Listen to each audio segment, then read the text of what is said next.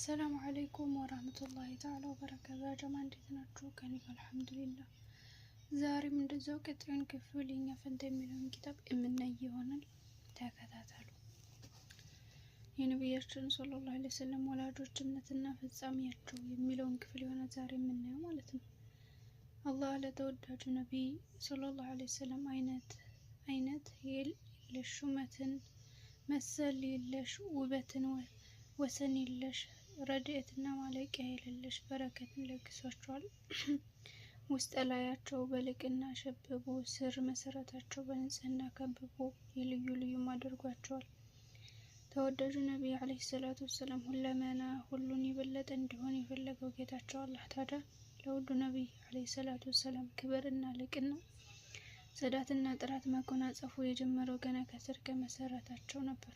ለዚህም ሲባል አላህ የነብዩን ሰለላሁ ዐለይሂ ወሰለም የዘር ግንድ የሰው ልጅ አባት የሆኑትን አደም ዐለይሂ ሰላም ጀምሮ እስከ ወላጅ አባታቸው ድረስ ያሉት አያት ቅድመ አያቶቻቸው የመጡበትን መንገድ በዘመኑ ከነበረው ርክሰት፣ ዝሙትና እንከን በመጠበቅ ህጋዊ በሆነ ኒካህ ጋብቻ እንዲሆን አደረገው።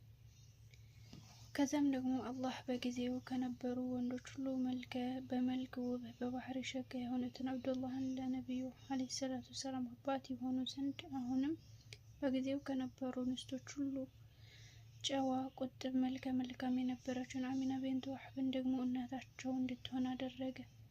በዚህም መሰረት ነብዩ ሰለላሁ ዐለይሂ ወሰለም ተወልደው የመጡ ስር ግንድ ቅርንጫፋቸው ከጠራ ዘር በጠራ መንገድ ከመልካም እናት አባት ሆነ። የነብዩ ሰለላሁ ዐለይሂ ወሰለም ወላጆች በዘመኑ ከነበረው ርክስና ቆሻሻ መጽዳታቸው ከሽርክ በአላህ ማጋራትና ክህደት የራቁ መሆናቸውን በተመለከተ እስካሁን እያወሳነው የመጣ ነው ጉዳይ እንኳን አንዱ ብቻውን አስረጅነቱ ከበቂም በላይ ነው።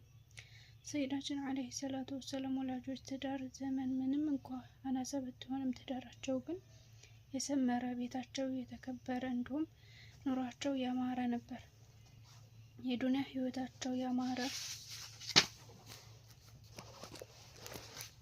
እንደነበረው ሁሉ ደግሞ የአኺራውም ያማረ ነው። ምክንያቱም ሁለቱም ከነገው ቅጣት መዳን እርግጥ ሆኗል።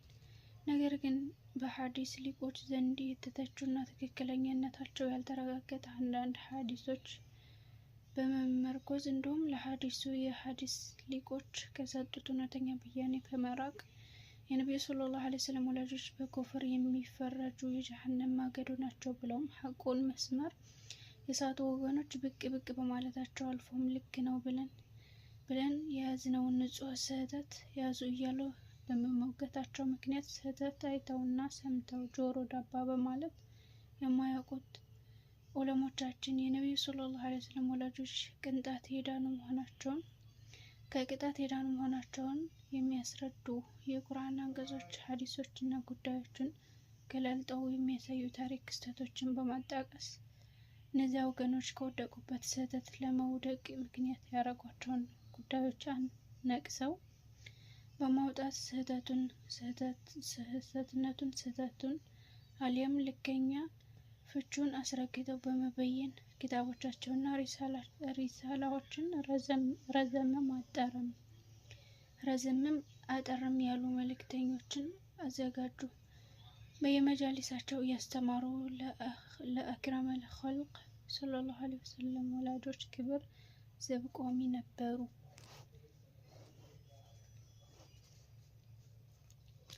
እጅጉን የሚያሳዝነው ነገር ዑለሞቻችን የገለጹት ካለመቀበል ይሁን እውነታውን ካለማወቅ ብቻ ግን የሰይዳችን አለይሂ ሰላቱ ወሰላም ወላጆች ከሃዲዎች ነበሩና የጀሃነም የእሳት ናቸው ማለቱን የሙጥኝ ያሉ ሰዎች አሁንም ድረስ መገኘት ነው። እስኪ ቦታውን ለአዋቂ እንልቀቅና የሚከተሉትን በቀና ልቦና እንከታተል።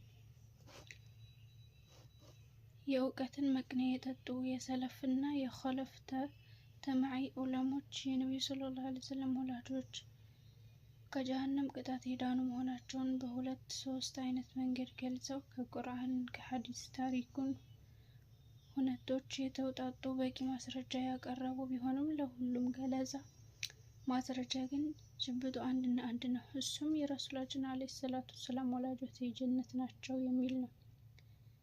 እስኪ በመቀጠል ዑለሞች ጉዳዩን የመረመሩበትን መንገድ ማስረጃዎችን በጥቂት እያነሳን እንመልከት። ዑለሞቻችን ጉዳዩን ከመረመሩባቸው መንገዶች መካከል የሚከተሉት ይገኛሉ። አንደኛ የነብዩ ሰለላሁ ዐለይሂ ወሰለም ወላጆች አማኞች ነበሩ፣ የጀነት ናቸው። ሁለተኛ የነብዩ ሰለላሁ ዐለይሂ ወሰለም ወላጆች በዘመነ ፈትራ ስለነበሩ ነገ በትንሣኤ ቀን ጥያቄ ቅጣትም የለባቸውም፣ የጀነት ናቸው። አንደኛ የነብዩ ሰለላሁ ዐለይሂ ወሰለም ወላጆች አማኞች ነበሩ፣ የጀነት ናቸው። የጀነት መሆናቸው እርግጥ ነው።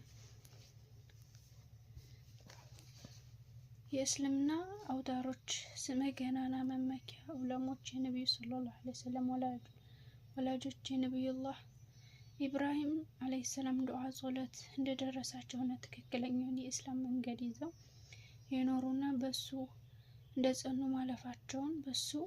ማለፋቸውን የገለጹ ሲሆን ይኸው ጉዳዩ እርግጥና ተአሚን መሆኑን ደግሞ ለማስረጃነት ያመጧቸው የቁርአን አንቀጾች በቂ ምስክር ናቸው።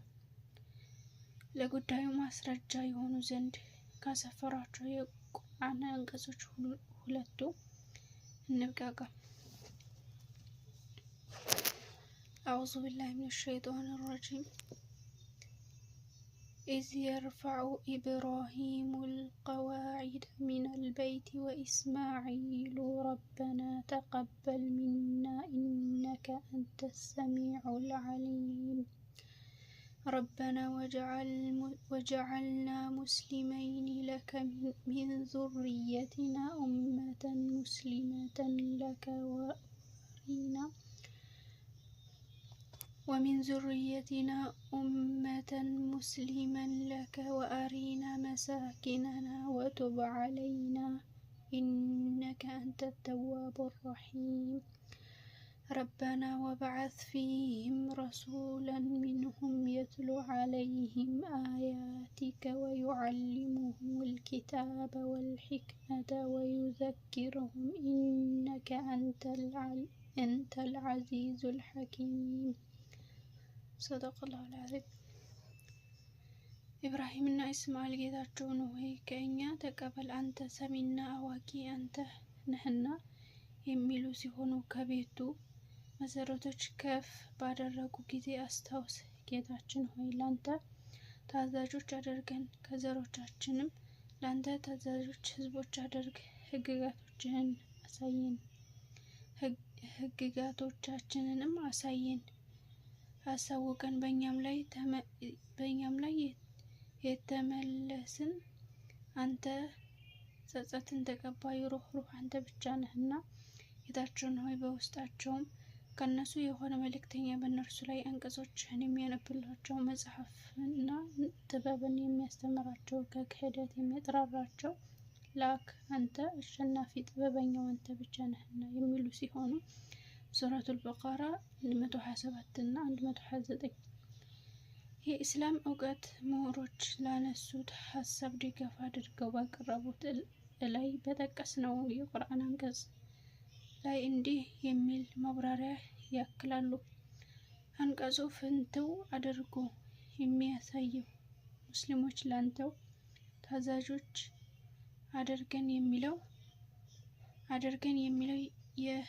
የነቢዩ ኢብራሂም ዱዓ ጸሎት ከሳቸውና ነቢይ ከሆኑ ልጃቸው ኢስማኤል አልፎ ተርፎ ከነሱ ዘር ለሚበዙት ትውልዶች ጭምር መሆኑን ከነሱ የሆነ መልእክተኛ ላከም የሚል አክለውበታል። እኛም የኛ ነቢይ አለይሂ ሰላቱ ሰላም እና የኛ ነቢይ አለይሂ ሰላም ከኢብራሂም ዘር የመጡና አያታቸው የኢብራሂም ዱዓ መንስኤ መሆናቸውን ልክ ነው።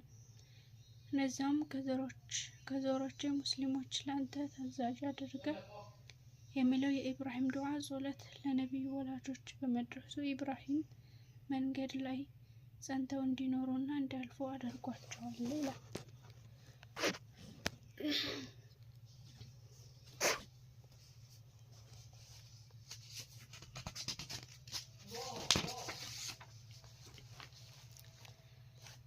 አዑዙ ቢላሂ ሚነሽ ሸይጧኒ ረጂም ربنا اجعلني مقيم الصلاة ومن ذريتي ربنا وتقبل دعاء صدق الله العظيم ጌታዬ ሆይ ሶላትን አዘውትሬ የምሰግድ አድርገኝ ከዘሮችም አድርግልኝ ጌታዬ ሆይ ጸሎቴንም ተቀበለኝ ሱረቱ ኢብራሂም 40 ላይ ይህንን አንቀጽ በተመለከተ ታላቁ የቁርአን ተፍሲር ሊቅ ኢብኑል ሙንዚር ከእውቁ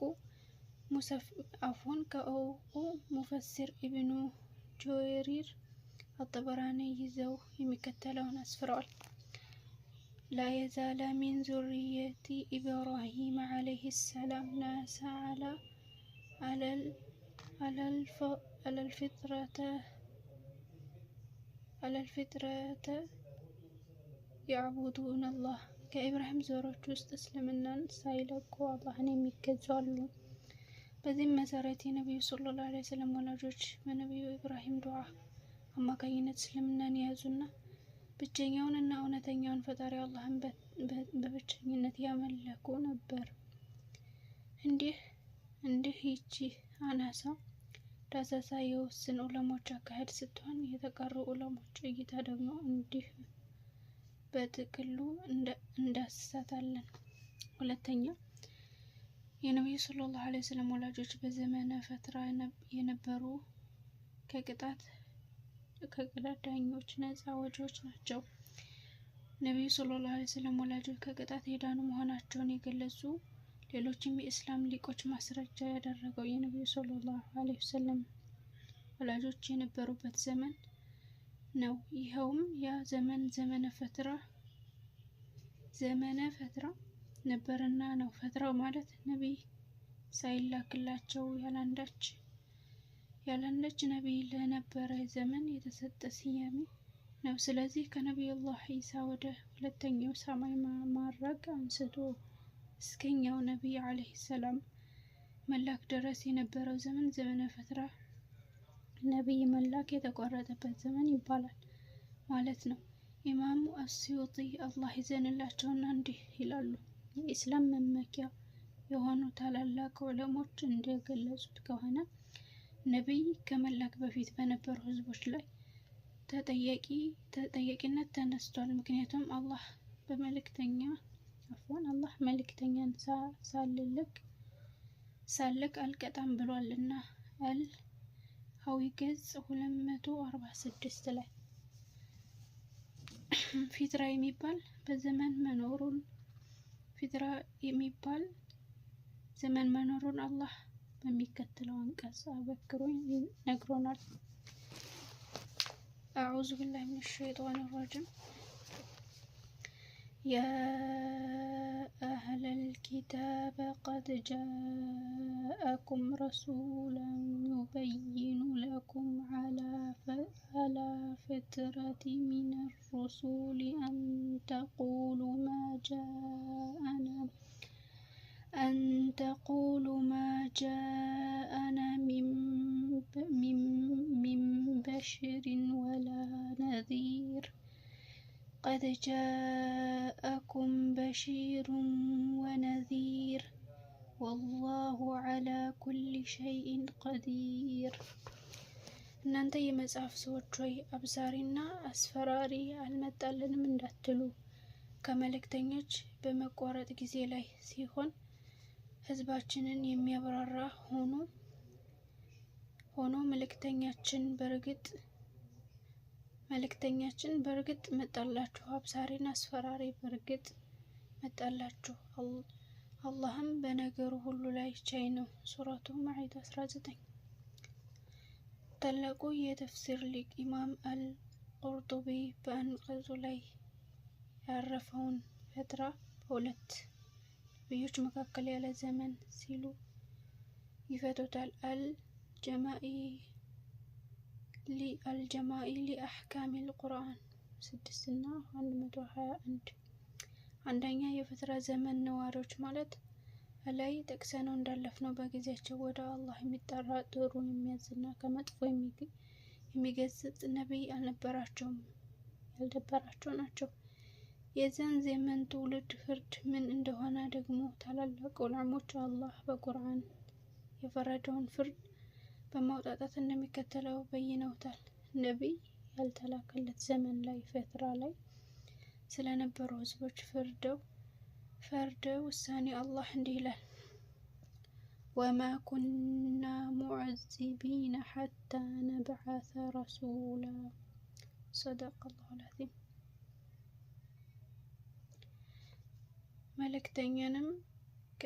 መልእክተኛን እስከምንልክ ድረስ የምንቀጣ አይደለንም። ሱረቱ አልኢስራ 15 ላይ። ይህ ማለት አንድ ሰው የእስልምና ጥሪ ሳይደርሰው ከሞተ ከቅጣት ነፃ ነው ማለት ነው። በዚህ መሰረት የዘመነ ፈትራ ነዋሪዎች በጊዜያቸው መሰረታዊ እስልምናን ጥሪ አድራሽ ሆኖ የተላከላቸው ነቢይ ባለመኖሩ በጊዜያቸው መሰረታዊ የእስልምና ጥሪ አድራሻ ሆኖ የተላከላቸው ነቢይ ባለመኖሩ ጥሪው አልደረሳቸውም እና ከተጠያቂ ድነዋል። ኢብኑ አቢ ሐቲም ላይ እንደጠቀስነው አንቀጽ አስከታትለው የሚከተለውን ይላሉ። ኢነላህ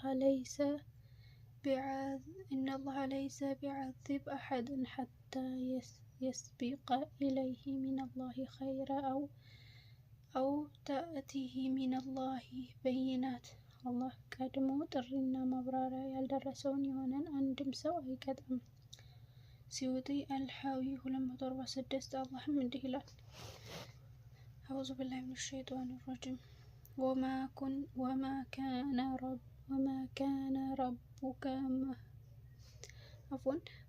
ካነ ረቡከ ሙህሊኪል ቁራ ሐታ የብዐሰ ፊ ኡሚሃ ረሱለን የትሉ ዐለይሂም አያቲና። ጌታህም ከተሞችን በዋናዋ ከተማ ውስጥ አንቀጾችን በእነሱ ላይ የሚያነብ መልእክተኛ እስከሚልክ ድረስ አጥፊ አልነበረም። ሱረቱ አልቀሰስ 59። ወደ አላህ የሚጠራ የሚያስተምር ነቢይ ባልነበረበት ዘመን ውስጥ የነበሩ ህዝቦች ከቅጣት ነፃ መውጣታቸው ከተረጋገጠ የነቢዩ ሰለላሁ ዐለይሂ ወሰለም ወላጆች ደግሞ የዛው የዘመነ ፈትራ ነዋሪዎች መሆናቸው ከቅጣት ዳኞች ናቸው ማለት ነው። ሰለላሁ ዐለይሂ ወሰለም አይን ምሳል ነው። እንግዲህ ክፍሉ ረዘም ስለሚል የቀረውን ደግሞ ኢንሻአላህ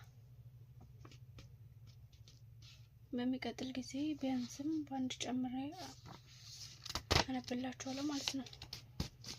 ይበቃል፣ እንዳይረዝምባችሁ። አላህ ሰምቶ ከተጠቀሙት ያደርገን። ሰላም አለይኩም።